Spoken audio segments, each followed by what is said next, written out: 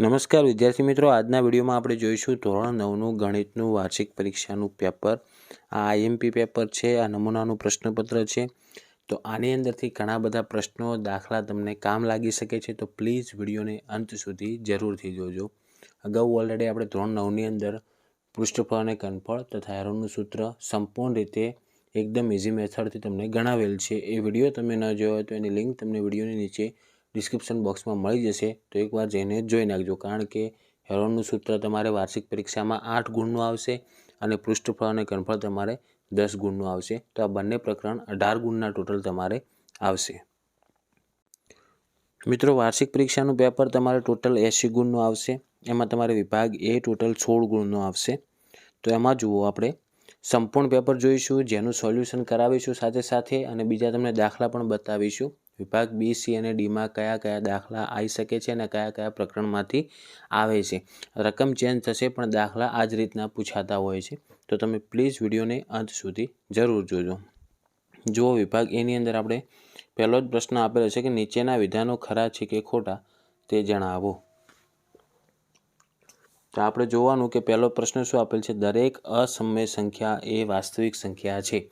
તો આ વિધાન કેવું થશે મિત્રો? ખરું થશે. યાદ રાખજો, કારણ કે વાસ્તવિક સંખ્યાનો મતલબ જ એવો થાય કે બધી જ સમય સંખ્યા અને બધી જ અસમય સંખ્યા, આ બંને સંખ્યાઓ મિશ્ર થતી હોય એ સંખ્યાને આપણે શું કહેવાય? વાસ્તવિક સંખ્યા કહેવાય. તો આમાં આપણને એવું પૂછેલ છે કે દરેક અસમય સંખ્યા એ વાસ્તવિક સંખ્યા છે. તો હા, તો વાસ્તવિક સંખ્યામાં જ અસમય સંખ્યા આવતી હોય છે. તો પહેલું વિધાન ખરું થશે. આપણે બીજું જોઈશું કે px બરાબર 2x² વત્તા 5 અને કૌંસની બહાર પણ 2 ઘાત આપેલ છે અને એનો ઘાત 2 થાય. તો આનો ઘાત 2 ન થાય એનું કારણ એવું થાય કે જો તમે જ્યારે કૌંસ ખોલશો તો 2x² છે, એની જગ્યાએ ઘાતનો શું થશે? ગુણાકાર. એટલે ટોટલ 2xની કેટલી ઘાત થશે? 4 ઘાત થશે. તો આનો જવાબ થાય મિત્રો 4 ઘાત. તો આ વિધાન કેવું થાય? ખોટું થશે. ઓકે. પછી જુઓ, આપણે ત્રીજા નંબરનો પ્રશ્ન કે બિંદુ 0 અને 4, મતલબ x અક્ષ 0 અને y અક્ષ ઉપર 4. પહેલી જે કિંમત હોય એક્સ અક્ષની કહેવાય, બીજી કિંમત વાય અક્ષની કહેવાય. તો 0, 4 એ પ્રથમ ચરણમાં આવેલું બિંદુ છે. તો આ પ્રથમ ચરણમાં જ આવશે. તો આ વિધાન કેવું થશે? ખરું થશે. પછી આપણે ચોથો પ્રશ્ન જોઈશું કે ઘન પદાર્થને 3 પરિમાણ હોય છે. તો આ વિધાન પણ સાચું છે, કારણ કે ઘનમાં જુઓ, લંબાઈ હોય, પહોળાઈ હોય અને ઊંચાઈ આવે છે. તો 3 ડાયમેન્શન જ આવે ઘન પદાર્થે. તો આ વિધાન કેવું થશે? ખરું થશે. પછી આપેલ છે કે વિધાન સાચું બને તે રીતે યોગ્ય વિકલ્પ પસંદ કરો. તો આપણે હવે એ રીતનો વિકલ્પ પસંદ કરવાનો છે કે વિધાન કેવું બને? સાચું બને. તો જુઓ, 5મો પ્રશ્ન છે કે 1/7 ઓછા વર્ગમૂળમાં 6ના છેદનો સમયકારક અવયવ. તો છેદનું સમયકરણ જે બીજા પ્રકરણમાં તમારે આવે છે, એના અંદરથી તમને ખબર પડતી હશે કે તમારે જે નીચે છેદમાં વર્ગમૂળમાં 7 માઇનસ છે એની જગ્યાએ હવે કેવું લેવું પડશે? પ્લસ લેવું પડશે. તો એના એ સેમ પદ આવશે, પણ જ્યાં માઇનસ દેખાય છે ત્યાં આવશે પ્લસ. તો આનો જવાબ થશે ઓપ્શન બી. છઠ્ઠા પ્રશ્નમાં તમને આપેલું છે કે બિંદુ -3 અને 7નું આલેખમાં સ્થાન જણાવો. તો યાદ રાખવાનું કે મિત્રો, જો એક્સ અક્ષ એટલે જે પહેલી સંખ્યા માઇનસ હોય અને બીજી સંખ્યા પ્લસ હોય, તો માઇનસવાળો ભાગ એક્સ અક્ષની ઉપરની તરફ આવશે અને વાય કેવી સંખ્યા છે? વાય એ પ્લસ છે. તો પ્લસ મતલબ જે વાય અક્ષ છે એની ડાબી બાજુ જોવાનું, આપણે ડાબી સાઈડ.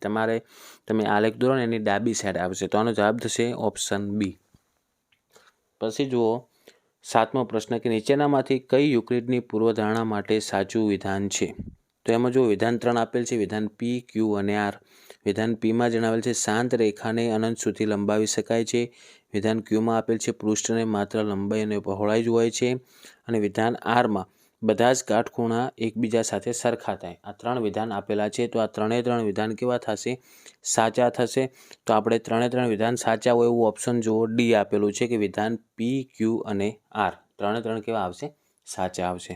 ઓકે. હવે જુઓ, 8મો પ્રશ્ન, જો કોઈ ત્રિકોણની બાજુઓના માપ 5 સેમી, 12 સેમી અને 13 સેમી હોય તો ત્રિકોણની અર્ધ પરિમિતિ ખાલી જગ્યા થાય. હવે અર્ધ પરિમિતિનો મતલબ શું કે ત્રિકોણની 3 બાજુઓનો સરવાળો અને એને 2 વડે ભાગો એટલે અડધી પરિમિતિ થઈ જાય. તો તમે જુઓ, 13 અને 12નો સરવાળો કરો એટલે 25 થશે. 25માં 5 ઉમેરો એટલે ટોટલ કેટલા થયા? 30 થયા. 30ને 2 વડે ભાગી નાખો એટલે 15 આવે. તો આનો જવાબ શું થશે મિત્રો? ઓપ્શન એ થશે. હવે જુઓ, આપણે નેક્સ્ટ જોઈશું કે નીચેના વિધાનો સાચા બને તે રીતે ખાલી જગ્યા પૂરો. તો 9મો પ્રશ્ન આપેલો છે કે 3 વત્તા વર્ગમૂળમાં 2 અને બીજા કૌંસમાં 3 ઓછા વર્ગમૂળમાં 2. તો આ નિત્યસમ બને. a square minus B square, મતલબ એમાં શું આપેલ છે? આપણને પહેલી સંખ્યા 3 આપેલ છે, તો 3નો વર્ગ કરી નાખો, 9 થાય. ઓછા બી સ્ક્વેર એટલે વર્ગમૂળ 2નો વર્ગ કરાય, તો વર્ગમૂળ 2નો વર્ગ કરો એટલે વર્ગ અને વર્ગમૂળ ઉડી જાય એટલે એકલા વધશે 2. તો 9માંથી 2 બાદ કરો એટલે જવાબ શું થાય? 7 થાય. તો 9માં 7 જવાબ આવશે. હવે જુઓ 10મો પ્રશ્ન કે બિંદુ 5 અને -3નો કોટી ખાલી જગ્યા અને ભુજ ખાલી જગ્યા છે, તો 5 આવશે કોટી અને -3 આવશે એનો ભુજ. ઓકે. હવે જુઓ 11મો પ્રશ્ન કેવો છે? રકમ લાંબી છે પણ ઇઝી છે. તમે જુઓ કે જો ત્રિકોણ ABC અને ત્રિકોણ PQR આ બંને ત્રિકોણ આપેલા છે, ખૂણો A અને ખૂણો P સરખો, B અને R સરખો, C અને Q સરખો છે, તથા તમે એમની બાજુ પણ જુઓ AB બરાબર PR, BC બરાબર QR અને AC બરાબર PQ હોય, તો ત્રિકોણ ABC આપણે એકરૂપ કયું ત્રિકોણ થશે? કે અંદર રકમમાં આપેલું એ જ થશે કે ત્રિકોણ ABC એકરૂપ ત્રિકોણ PQR. પછી જુઓ 12મો પ્રશ્ન કે વર્ગ 140 થી 150ની મધ્ય કિંમત ખાલી જગ્યા થાય. તો 140 અને 150ની વચ્ચોવચ કઈ કિંમત આવે? 145, અથવા તમારે એ બંનેનો સરવાળો કરવાનો, ભાગ્યા 2 કરી નાખવાના. તમને પોઈન્ટવાળી કિંમત આપેલી હોય તો તમારે એ રીતનું કરવાનું. આ તો સીધું દેખાય છે કે 140 થી 150ની વચ્ચોવચ કિંમત કઈ આવશે? તો એનો જવાબ થશે મિત્રો 145. હવે જુઓ કે નીચેના પ્રશ્નોના એક વાક્ય, શબ્દ કે આંકડામાં જવાબ આપવાનો છે કે દ્વિઘાત બહુપદી px બરાબર 3x² ઓછા 2x વત્તા 1નું x બરાબર -1 આગળ મૂલ્ય જણાવો. તો તમને જ્યાં x દેખાય છે ત્યાં લખવાનું -1. હવે જુઓ તો -1નો વર્ગ તો +1 થઈ જશે એટલે 3 × 3. તો પહેલું જે આપણને પદ આપેલ છે એ 3 રહેશે. હવે માઇનસ ગુણાકાર છે એટલે પ્લસ થશે, તો 3 + 2 કરો એટલે 5. 5માં છેલ્લે 1 ઉમેરો એટલે ટોટલ કેટલા થઈ જશે? 6 થઈ જશે. એકદમ ઇઝી દાખલો હતો. નેક્સ્ટ આપણે 15મો પ્રશ્ન જુઓ કે ત્રિકોણનું ક્ષેત્રફળ શોધવાનું હેરોનનું સૂત્ર જણાવો. તો તમને હેરોનનું સૂત્ર આવડતું હોય તો આ પ્રશ્ન એ તમારા માટે એકદમ ઇઝી જ છે, કારણ કે હેરોનનું સૂત્ર આવશે મિત્રો વર્ગમૂળની અંદર s કૌંસમાં s - a, s - b અને s - c. ઓકે, આ વર્ગમૂળની અંદર આવશે બધું જ. તો આ તો એકદમ ઇઝી પ્રશ્ન હતો. પછી જુઓ 16મો પ્રશ્ન કે વર્ગ 30 થી 40ની અધઃ સીમા જણાવો. તો યાદ રાખજો, અધઃ સીમા અને ઉર્ધ્વ સીમા, આમાં તમને કન્ફ્યુઝન ન થાય. જે પહેલી કિંમત આપેલી હોય એને કહેવાય અધઃ સીમા. તો જો 30 થી 40 મતલબ 30 થી 40, તો પહેલી કિંમત 30 છે, તો આની અધઃ સીમા કેટલી થશે? 30. અને જે 40 છે એને કહેવાય ઉર્ધ્વ સીમા. તો આપણને એ પ્રશ્ન નથી પૂછેલો, અધઃ સીમાનો પૂછેલો છે, તો આનો જવાબ થશે 30. હવે વિભાગ બી જુઓ. તમારે ટોટલ 20 ગુણનો વિભાગ બી આવશે અને પ્રત્યેક દાખલો 2 ગુણનો આવશે. એમાં જો તમને આ રીતના પ્રશ્ન પૂછાશે કિંમત શોધોના. 17મો પ્રશ્ન કિંમત શોધવાનો છે. પછી સીધો ગુણાકાર કર્યા સિવાય તમારે નિત્યસમનો ઉપયોગ કરવાનો છે. તો બીજું પ્રકરણ તમારા માટે ખૂબ અગત્યનું છે. એમાં એની અંદરથી જ 2 ગુણના પ્રશ્નો આવતા હોય છે. તમે આના સ્ક્રીનશોટ લેતા રહો એવું તમને લાગે તો તમે આ રીતના દાખલાનું પ્રેક્ટિસ પણ કરતા રહેજો, કારણ કે રકમ વાંચીશ એમ વિડીયો લાંબો થશે. તો એના કરતાં તમારે ડાયરેક્ટ સ્ક્રીનશોટ લેતા જવાનું છે અને આ દાખલાની પ્રેક્ટિસ કરજો. અને તમારે સોલ્યુશન જોઈતું હોય તો કોમેન્ટ બોક્સમાં જણાવજો, આપણે સોલ્યુશન પણ સાથે મળીને કરતા રહીશું. પછી જુઓ નેક્સ્ટ આપણે જોઈશું વિભાગ સી. હવે વિભાગ સીમાં પ્રત્યેક દાખલો તમારે 3 ગુણનો આવશે. તો હવે જુઓ ટોટલ 24 ગુણનો વિભાગ સી છે. તો આ વિભાગ તમારા માટે ખૂબ જ અગત્યનો છે. આની અંદરથી તમારે ખાસ એક તો PQ સ્વરૂપમાં દર્શાવો. જે દાખલા તમને ન આવડતા હોય તો કોમેન્ટમાં જણાવજો, આપણે એકદમ ઇઝી મેથડથી તમને શીખવી દઈશું. અને આપણે અમે એક મોસ્ટ એમપી વિડીયો તો બનાવવાના જ છીએ. ગણિતના કયા મોસ્ટ એમપી દાખલા છે, કઈ રીતના પૂછાતા હોય છે, એ આપણે આ દાખલા જોઈને એને અનુસરીને આપણે રકમ બદલાઈને દાખલાનું સોલ્યુશન તો કરીશું જ. પછી 28માં જો સાબિતીનો પ્રશ્ન છે. પ્રમેય છે, પ્રમેય 6.1. ખાસ આ પ્રમેય તો મેં કમ્પ્લીટલી ગણાવેલ છે કે સાબિત કરો કે પરસ્પર છેદથી 2 રેખાથી બનતા અભિકોણ સમાન હોય છે. તો આ પ્રમેય મેં તમને કમ્પ્લીટ વિડીયોની અંદર કમ્પ્લીટ આવડી જાય એ રીતથી આપણે ગણાવેલ છે. તો એની પણ લિંક હું વિડીયોની નીચે ડિસ્ક્રિપ્શન બોક્સમાં મૂકી દઈશ, તો એ પણ તમે જોઈ નાખજો. પછી સાબિતીવાળા દાખલા છે, જુઓ સમાંતર બાજુ ચતુષ્કોણવાળા દાખલા છે, એ તમે સ્ક્રીનશોટ લેતા રહો. પછી જુઓ છેલ્લે તમારે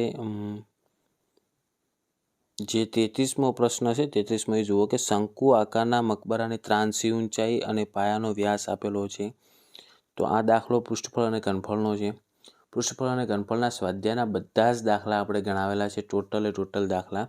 ટોટલ 36 વિડીયો બનાવેલ છે. એ બધા જ વિડીયોમાં એક એક દાખલો આવી જશે. તો એની પણ લિંક વિડીયોની નીચે ડિસ્ક્રિપ્શનમાં મૂકેલ છે, એ તમે જોઈ નાખજો. કારણ કે 10 ગુણનું પ્રકરણ છે. 10 ગુણનું પ્રકરણ એટલે આખા 80 ગુણમાંથી તમારે 10 ગુણ એક જ પ્રકરણના, એટલે કે આ પૃષ્ઠફળ અને ઘનફળના જ છે. તો તમારે ખાસ તૈયાર કરવાનું છે. હાલમાં આપણે આંકડાશાસ્ત્રના પણ વિડીયો મૂકીએ છીએ. આંકડાશાસ્ત્ર પણ તમારે વિભાગ ડીમાં આલેખ આવશે જ, તો એના પણ હું વિડીયો મૂકું જ છું, તમે જોતા રહેજો. પછી જો 34મા પ્રશ્નમાં પણ એ રીતનું જ છે કે કેટલું દૂધ સમાઈ શકે, તો ઘનફળ જ શોધવાનો છે, એ પણ એનો જ પ્રશ્ન છે. પછી હવે આપણે જોઈશું વિભાગ ડી જે 20 ગુણનો છે. વિભાગ બીના જેટલા જ ગુણ વિભાગ ડીના છે.